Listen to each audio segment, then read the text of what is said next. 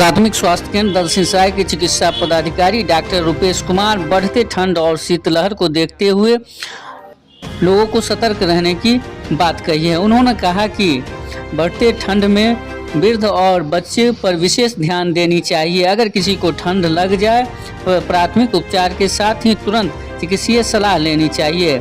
ठंड को लेकर क्या कुछ कह रहे हैं चिकित्सा पदाधिकारी डॉक्टर रुपेश कुमार, देखिए इस वीडियो में। ठंड के प्रकोप को देखते हुए आम जनता से अपील करते हैं कि सावधानी पूर्वक जीवन व्यतीत करें एवं रात्रि के समय एवं सुबह के समय में ज़्यादा जरूरत पड़ने पर ही घर से बाहर निकलें। गर्म कपड़े का सेवन करें, गर्म पानी वगैरह पिए, गर्म दूध लें।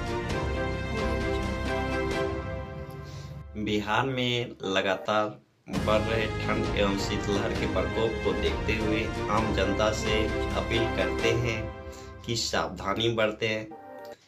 खास करके रात्रि एवं सुबह के समय में ज़्यादा जरूरत पड़ने पर ही घर से बाहर निकलें। गर्म कपड़े पहने, गर्म भोजन का सेवन करें, गर्म पानी पिए, गर्म दूध पिए आदि। ये सभी सारी चीज को देखकर करते हुए अपनाकर हम स्वस्थ रह सकते हैं। ठंड लगने पर क्या सब शरीर में बदलाव आता है और इस ठंड में किस किस तरह की बीमारी का बढ़ने की अधिक आशंका होती है? ठंड से जुड़ी किसी भी तरह की समस्या जैसे सर्दी, खांसी, बुखार एवं अन्य, जैसे कि बहुत सारे आदमी हैं, डायबिटिक पर्सन हैं, बीमार आदमी हैं या स्वस्थ आदमी भी हैं, लेकिन बहुत अक्सर सुनने को मिलता है कि सुबह के समय पखाना जाते वक्त गिर जाते हैं अथवा मन घूम रहा है। तो इस वक्त ब्लड प्रेशर बढ़ने का ज़्यादा चांस रहता है, ब्रेन हेमरेज होने का, लकवा ग्रस्त होने का। तो ये सभी समस्या आम है और एवं यह जो है अधिकतर सुबह के समय में ही अपने चपेट में आदमी को लेते हैं।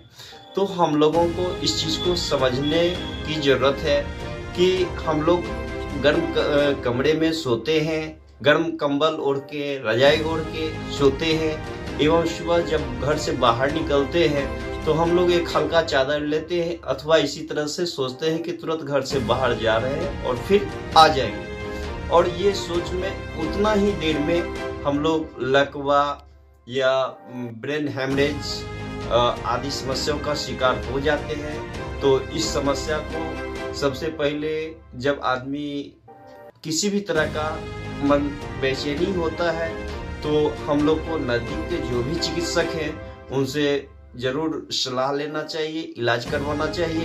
बिना किसी तरह का देर किए हुए हमको वहाँ जो चिकित्सक मौजूद रहते हैं उनको बुला के और उनको इलाज करवाना है और आग का सेवन करना है। आग का भी जो हम सेवन करेंगे बंद कमरे में ना करेंगे। से अगर किसी तरह की परेशानी आता है तो उसमें घर में कौन ऐसा मेडिसिन रखा जाए जो इमरजेंसी में काम आ सके?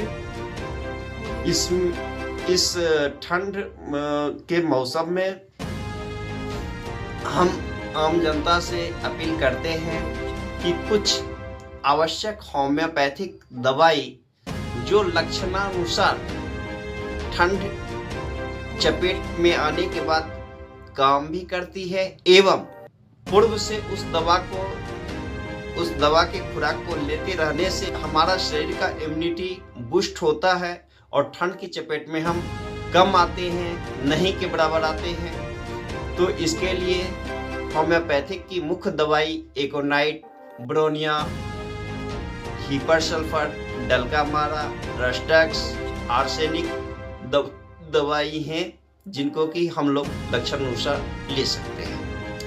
इसका तो कुछ डोज होगा बच्चों के लिए, किस तरह से उसको देना है? बच्चों के लिए किस तरह से देना है? जो बच्चे हैं खास करके जो हमारे 5 साल से ऊपर एवं 15 साल के नीचे के बच्चे को 2 से 3 बूंद सुबह खाली पेट एक खुराक, एवं जो 15 साल से ऊपर के जो भी आदमी हैं उनके लिए 4 से 5 बूंद एक खुराक।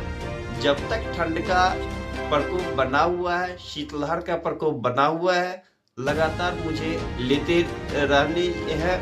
एवं फिर पुनः ऐसी नहीं है कि हम डलका मारा ही ले रहे हैं। डलका मारा जब कुहासा वगैरह का समय होता है उसमें डलका मारा का यूज करते हैं। ज़्यादा ठंड का प्रकोप है, कुहासा नहीं है, उसमें आर्सेनिक लेते हैं। ठंड भरी हवा चल रही है, हवा का झोंका चल रहा है जिसमें हीपर सल्फर रस्टक्स लेते हैं।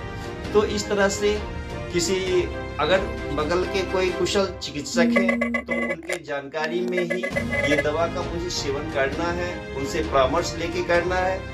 दवा को अपने घर में रख के बच्चों के लिए 2 से 3 बूंद का डोज एवं बड़ों के लिए 5 बूंद का डोज सुबह में एक खुराक। खासकर इस ठंड के मौसम में बुजुर्ग और बच्चे ज़्यादा अधिक प्रभावित होते हैं, तो उन लोगों का देखभाल किस तरह से करना चाहिए?